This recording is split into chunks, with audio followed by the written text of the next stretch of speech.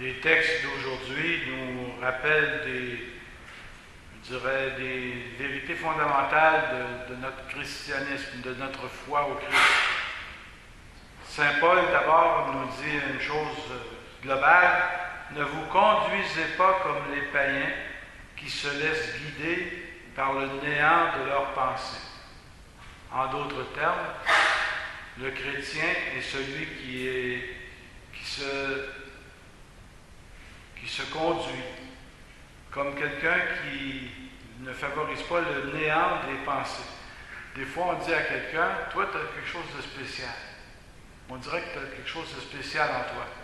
Bien souvent, c'est ça, une conduite, des paroles, des gestes qui disent aux autres: voici ce que le Seigneur me demande de réaliser.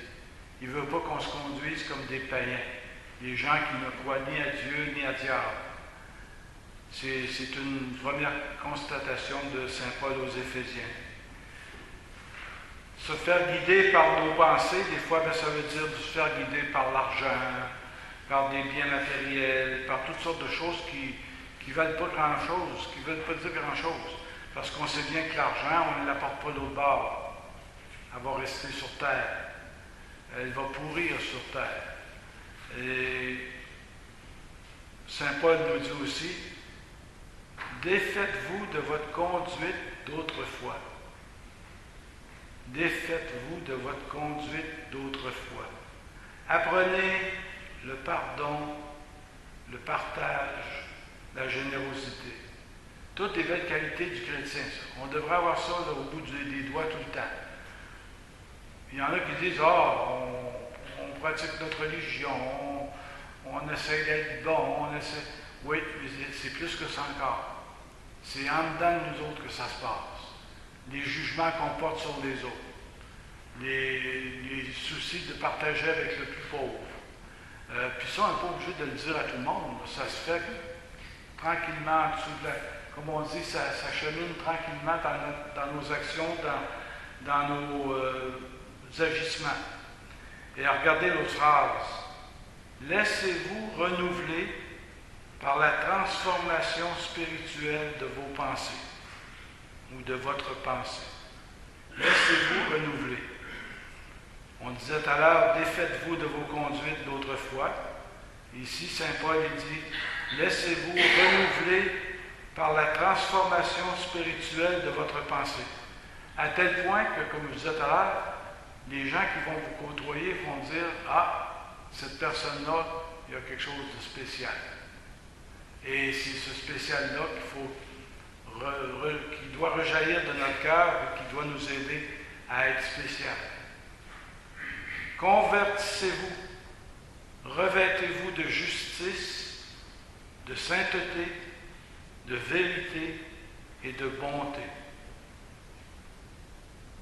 D'un point de vue, je pense que devenir des saints, c'est quelque chose de très simple. C'est quelque chose on n'est pas obligé de faire toutes sortes de choses compliquées.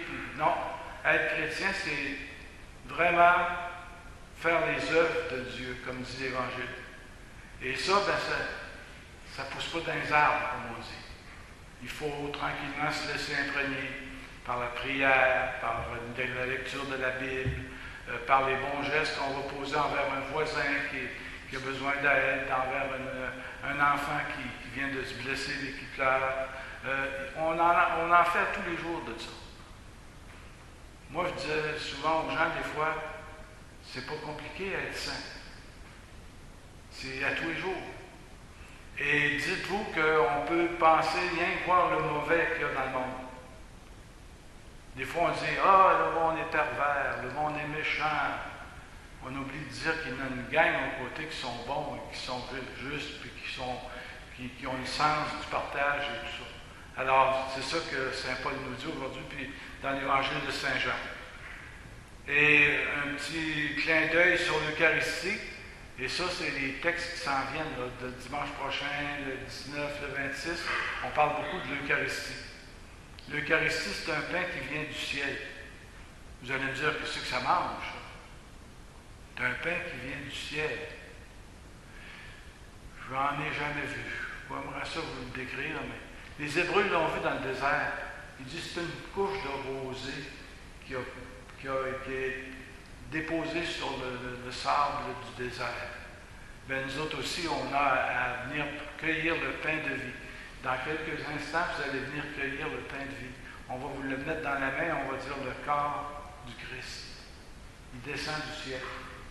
Profitez de cette communion, de cette Eucharistie pour remercier Dieu. Puis dites-vous, je l'ai en temps de moi, je viens de le manger. Et c'est ce pain du ciel que vous allez aller porter aux autres dans vos gestes de tous les jours. C'est la grâce que je vous souhaite. Au nom du Père, du Fils et du Saint-Esprit. Amen.